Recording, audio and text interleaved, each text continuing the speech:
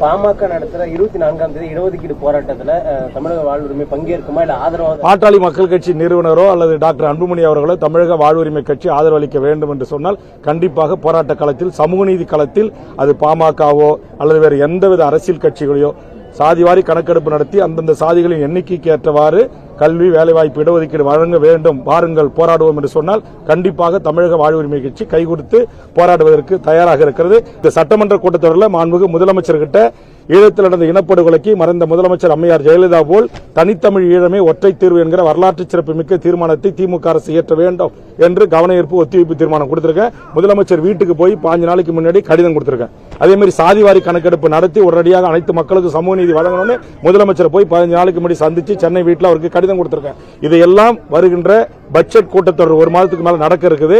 அப்ப இதையெல்லாம் நிறைவேற்றணும் மாண்புமிகு முதலமைச்சர், தமிழ்நாடு அரசு. அப்படி இல்லை என்று சொன்னால் நாங்களும் போராடுவதற்கு, வீதிக்கு வருவதற்கு தயாராக இருக்கிறோம். அதற்கான அணியுமாக்கி கொண்டிருக்கிறோம். அதற்காக மாவட்ட வாரியா பயணம் செய்து தமிழ்நாட்டு மக்களை அணியப்படுத்துகின்ற தமிழீழ விடுதலைக்கும் சமூக நீதி போராட்டத்திற்கும் கைகோர்க்க இளைய தலைமுறையை அறைகோல் விடுத்து பல்வேறு போராட்டங்கள் வாயிலாக, பல்வேறு கூட்டங்கள் வாயிலாக தயார்படுத்துகின்ற பணியில் தான் இப்போது நான் இருந்து கொண்டிருக்கிறேன்.